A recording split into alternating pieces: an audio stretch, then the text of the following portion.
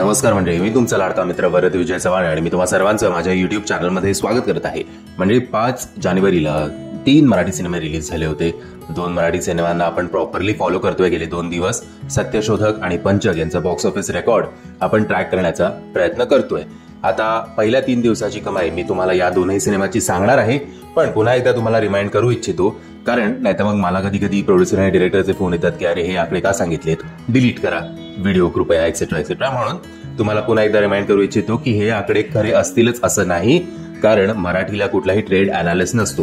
So विविध साईट्सवर आपण एक बघून किंवा बुक माय शोवर गेले 24 तासांचं तिकीटचं बुकिंग बघून आपण एक अंदाज लावतो की या सिनेमाने साधारणपणे या दिवसभरात किती कमाई केली असेल ते. आता येऊया सगळ्यात आधी पंचक या सिनेमावर. असं म्हटलं जाते की पहिल्या 3 दिवसात पंचक या सिनेमाने साधारणपणे 1,30,00,000 ते 1,60,00,000च्या आसपासची कमाई केलेली आहे.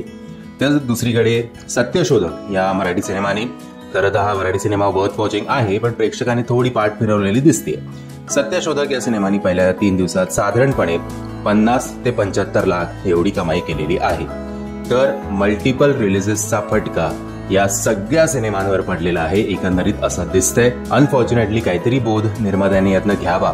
भले तुम्ही हिंदीवाल्यांची कॉम्पिटिशन करा मराठीवाल्यांची कॉम्पिटिशन करण्यापेक्षा, कारण शोज तसे पण तेवढे काही फार मिळत नाहीत. मग तुम्ही हिंदीमधले डंकी आला म्हणून आम्ही रिलीज करणार नाही 2 आठवडे आणि मग दुसऱ्या आठवड्यात एकदम 3 सिनेमे आणणार आणि मग एकमेकांचं बुकिंग खाणार. हे तर या क्लॅशमध्ये खूप स्पष्टपणे दिसत आहे.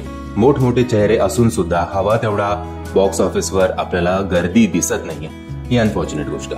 म्हणजे मी आशा करतो तुम्हाला हा व्हिडिओ आवडला असेल. जर तुम्हाला हा व्हिडिओ आवडला असेल तर प्लीज या व्हिडिओला लाईक, शेअर आणि चॅनलला सबस्क्राईब करायला विसरू नका. जय हिंद, जय महाराष्ट्र.